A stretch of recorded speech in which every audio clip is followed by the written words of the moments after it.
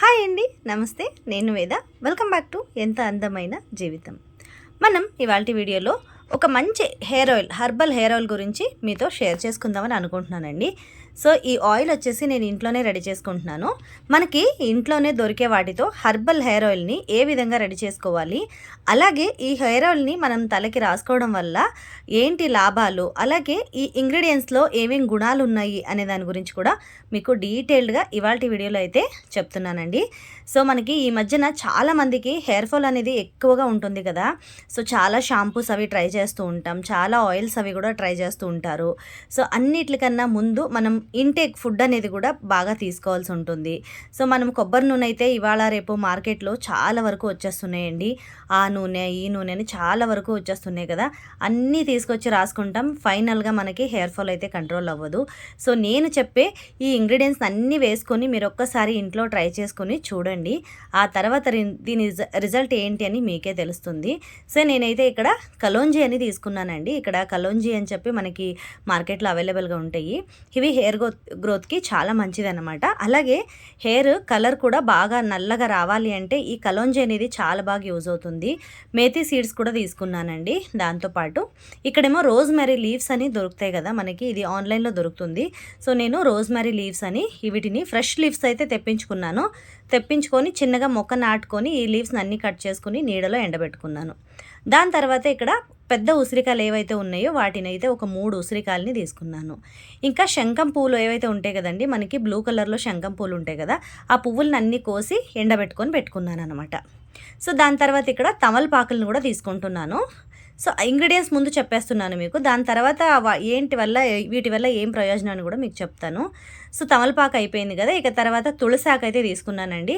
తులసాకు తీసుకొని బాగా కడిగేసి వీటన్నిటిని కూడా నేను లీవ్స్ ఏవైతే తీసుకున్నానో ఆకుల్ని అన్నిటిని కడిగేసి ఈ విధంగా ఉంచుకున్నాను అనమాట. నీళ్లు లేకుండా ఉంచుకుంటే బెటరు.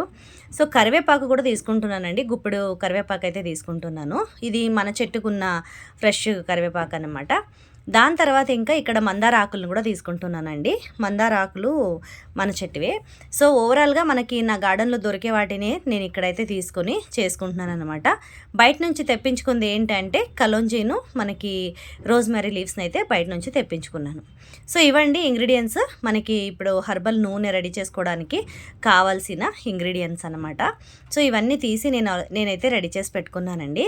ఇప్పుడు కొబ్బరి నూనె అయితే తీసుకుంటున్నాను నేను ఇక్కడ కోకో నరేష్ అని నేను ఎప్పుడు ఇదే యూస్ చేస్తానండి, కొబ్బరి నూనె.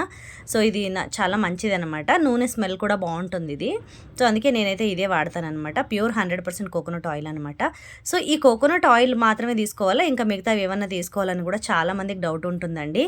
సో నేనైతే ప్రస్తుతానికి ఇక్కడ కొబ్బరి నూనె మాత్రమే తీసుకుంటున్నాను. ఒక్క పావు లీటర్ దాకా కొబ్బరి నూనె తీసుకున్నాను. ఈ కొబ్బరి నూనెని ముందుగా వేడి చేసుకోవాలి. నేనైతే గ్యాస్ ఆన్ చేసేసి కొబ్బరి నూనె అయితే వేడి చేయడానికి స్టార్ట్ చేశాను అనమాట. కొంచెం లైట్గా వేడెక్కుతుంది అనగానే ఇందులోకి మనం మెంతి గింజలు అవన్నీ కూడా వేసుకోవాల్సి ఉంటుంది. మీరు కావాలనుకుంటే ఇందులోకి నువ్వుల నూనె, క్యాస్ట్రాల్ ఆయిల్ అంటే మనకు ఆముదం నూనె అంటారు కదా, వాటిని కూడా మీరు ఈ నూనెలోకి కలుపుకోవచ్చు అనమాట. నేనైతే మెంతి గింజలను అయితే వేసుకుంటున్నానండి. కొబ్బరి నూనె లైట్గా వేడెక్కుతుంది. కొబ్బరి నూనె లైట్గా వేడెక్కిన తర్వాత మెంతి గింజల్ని వేసుకుని దాని తర్వాత ఈ కలోంజీని కూడా వేసుకుంటున్నానండి. ఈ కలోంజీని తెలుగులో ఏమంటారో నాకు తెలియదు, ఒకవేళ ఎవరికైనా తెలిస్తే నాకు కామెంట్ చేసి చెప్పండి.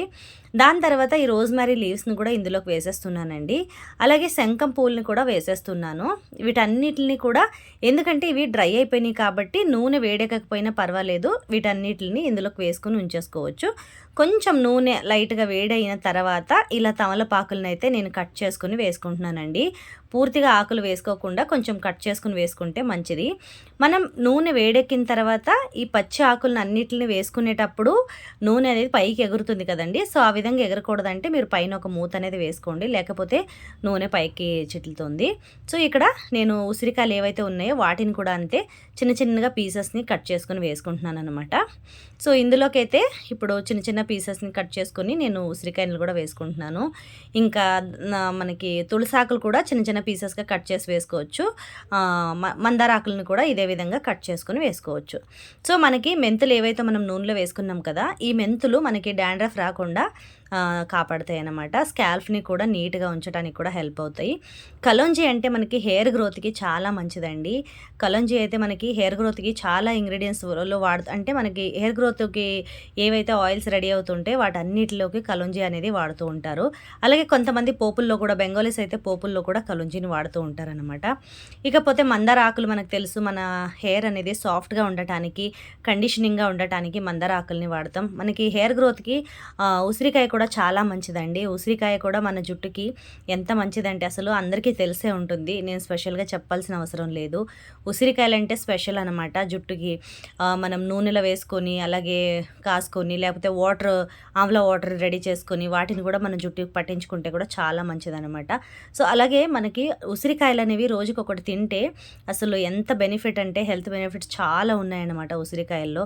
పెద్ద కాస్ట్ కూడా ఉండదు, ఎవరైనా అఫోర్డ్ చేయగలరు. సో ఈ విధంగా అయితే నేను వీటన్నిటిని వేసుకుంటున్నాను అనమాట. తులసాకు ఏంటంటే మనకి స్కాల్ఫ్లో ఏదైనా ఇన్ఫెక్షన్ లాంటివి, చిన్న చిన్న దురద ఇలాంటివన్నీ ఉంటాయి కదా. సో అలాంటప్పుడు తులసాకు అనేది చాలా బాగా అయితే యూజ్ అవుతుందండి మనకి. సో ఈ వీటన్నిటిని కరివేపాకు కూడా వేసుకున్నాం కదా. కరివేపాకు కూడా మనకి హెయిర్ గ్రోత్కి చాలా మంచిదండి. హెయిర్ నల్లగా అవ్వడానికి కూడా కరివేపాకు అనేది చాలా బాగా యూజ్ అవుతుందన్నమాట. సో ఇవన్నీ ఇంగ్రీడియంట్స్ వచ్చేసి మనకి ఈ హెర్బల్ హెయిర్ ఆయిల్ ఏదైతే ఉందో దీన్ని రెడీ చేసుకోవడానికైతే మనకి యూజ్ అవుతుందన్నమాట. సో నేనేం చేస్తున్నానంటే ఇలా నూనె సగం కాగిన తర్వాత నువ్వుల నూనె అనేది వేసుకుంటున్నానండి. నేను ఇప్పుడు ఎందుకు నువ్వుల నూనె మధ్యలో వేసుకుంటున్నానంటే ఇప్పుడు మీకే తెలుస్తుంది చూడండి తేడా. మనకి నువ్వుల నూనె అనేది వేయగా మొత్తం నూనె అంతా పైకి వచ్చేస్తుంది అనమాట. ఎందుకంటే నువ్వుల నూనె రిఫైన్డ్ ఉండదు కాబట్టి, నువ్వుల నూనె ఫిల్టర్డ్ ఆయిల్ కాబట్టి దాంట్లో మొత్తం నొరగల్లా వచ్చేస్తుంది అనమాట. అందుకే నేను ఈ కొబ్బరి నూనె అంతా కాగి ఇందులో వేసిన ఇంగ్రీడియంట్స్ అన్నీ కూడా కొంచెం నూనెలో ఫ్రై అయిన తర్వాత నేను నువ్వుల నూనె అనేది యాడ్ చేసుకుంటున్నానండి. ఇక్కడ కనిపిస్తుందని అనుకుంటున్నాను. ఇక్కడ నువ్వుల నూనె అనేది యాడ్ చేయగానే మొత్తం ఈ విధంగా అయితే నొరగల్లా వచ్చేసింది అనమాట. సో నేనైతే నువ్వుల నూనె మాత్రమే యాడ్ చేసుకుంటున్నాను. మీరు ఒకవేళ కావాలి అనుకుంటే క్యాస్ట్రాల్ ఆయిల్ కూడా ఇందులో యాడ్ చేసుకోవచ్చండి. నువ్వుల నూనె యాడ్ చేసుకోవడం వల్ల ఏంటి బెనిఫిట్ అంటే ఒంటికి చలవ చేస్తుందండి, కంటికి కూడా చాలా మంచిదన్నమాట. నువ్వుల నూనె తలక రాయటం వల్ల కళ్ళకి చల్లదనం కూడా ఉంటుందండి. అందుకే నువ్వుల నూనె అనేది 1 స్పూన్ వేసుకుంటున్నాను అనమాట. అంటే మీరు లీటర్ లెక్కన కనుక చేసుకుంటే 1 లీటర్ కొబ్బరి నూనెకి 1/2 లీటర్ నువ్వుల నూనె అనమాట. సో ఈ విధంగా మీరు కొలత తీసుకొని వేసుకోవచ్చు. నేనైతే 1/2 లీటర్ తీసుకున్నాను కాబట్టి ఇక్కడ ఒక 100 గ్రామ్ కూడా లేదండి, ఒక 50 గ్రామ్ దాకా ఉంటుంది అనుకుంటా, 50-60 గ్రామ్ దాకా వేసుకున్నాను అనమాట. సో 1 స్పూన్ అయితే 1 చెంచా అయితే వేసుకున్నాను అనమాట. సో ఈ విధంగా వేసుకొని మొత్తం అంతా ఇలా కాచుకుంటున్నానండి. ఇది ఒక 10 నిమిషాలు మనకి మరగబెట్టుకోవాలి ఈ నూనె అంతా. ఇలా 10 నిమిషాలు మరగబెట్టిన తర్వాత మనం గ్యాస్ అనేది ఆఫ్ చేసేయాలన్నమాట. సో ఇలా చేసుకుని కనుక మీరు ఈ నూనె అనేది రెడీ చేసుకుంటే మీకు 2-3 నెలల దాకా కూడా ఈ నూనె అనేది స్టోర్ ఉంటుందండి.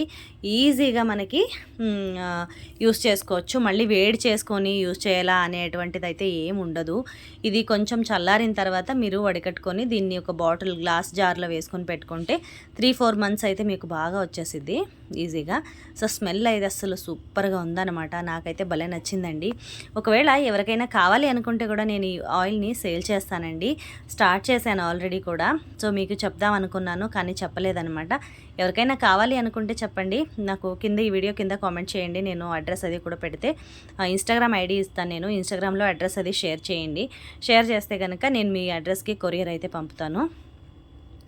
సో ఇదే అండి ఈ వీడియో అయితే, ఇవాళ వీడియో అయితే ఇదన్నమాట. సో నేను రెడీ చేసి నేనైతే ట్రై చేస్తున్నాను, నాకైతే మంచి రిజల్ట్ కూడా దొరికిందనమాట. సో అందుకే ఈ వీడియోని మీతో కూడా షేర్ చేద్దామని అనుకున్నాను. అందుకే ఈ వీడియోని అయితే ఇవాళ షేర్ చేస్తున్నాను మీతో. సో నేనైతే ఎక్కువ క్వాంటిటీలో చేసుకోనండి, మాకు కావాల్సినంత వరకు చేసుకుంటాను. ఎవరికైనా కావాలి అనుకునే వాళ్ళకి అప్పటికప్పుడు చేసి ఇస్తానమాట. చేసి పెట్టేసి అయితే ఇవ్వను ఎవరికైనా కావాలనుకుంటే 1 or 2 days పడుతుంది నాకు ఇదంతా రెడీ చేసుకొని పెట్టుకోవడానికి. సో అప్పటికప్పుడు రెడీ చేసేసి ఇస్తానన్నమాట. సో ఇక్కడైతే చల్లారిపోయిందండి. బాగా చల్లారిన తర్వాత అయితే ఇక్కడ నూనె చూస్తున్నారు కదా, లైట్ గ్రీన్ కలర్ అంటే కొంచెం డార్క్ గ్రీన్ కలర్లోకి అయితే నూనె మారిందనమాట. ఎందుకంటే మనం వేసుకున్న ఇంగ్రీడియంట్స్ అన్నీ కూడా ఫ్రెష్ ఇంగ్రీడియంట్సే కాబట్టి మొత్తం కలర్ అనేది కూడా మారిందనమాట ఆయిల్ది. సో ఈ విధంగా అంతా అయిన తర్వాత నేను ఒక గ్లాస్ బాటిల్ అయితే తీసుకొని ఇందులోకి అయితే ఫిల్టర్ చేసేసుకుంటున్నానండి ఈ నూనె మొత్తం. సో ఈ విధంగా చేసుకొని కనుక మీరు పెట్టుకుంటే దగ్గరగా 3-4 మంత్స్ దాకా యూస్ చేసుకోవచ్చు అనమాట. ఇంకా ఈ నూనె pure organic home made herbal hair oil అనమాట. సో నాకైతే చాలా నచ్చుతుందండి. నేనైతే ఇదే వాడతాను. నాకు మా అమ్మాయికి ఇదే వాడతాం అనమాట మేము. హెయిర్ ఫాల్ బాగా కంట్రోల్గా ఉంటుంది, హెయిర్ గ్రోత్ కూడా ఉంటుందండి లైట్గా. మనం ఇంటేక్ ఫుడ్ కూడా బాగా తీసుకోవాలి. ఆయిల్ మాత్రమే రాస్తే సరిపోదు, ఇంటేక్ ఫుడ్ కూడా బాగా తీసుకోవాలి. సో ఈ విధంగా తీసుకుంటే మాత్రం చాలా మంచి రిజల్ట్ అయితే ఉంటుందండి. సో కీప్ వాచింగ్ ఎంత అందమైన జీవితం.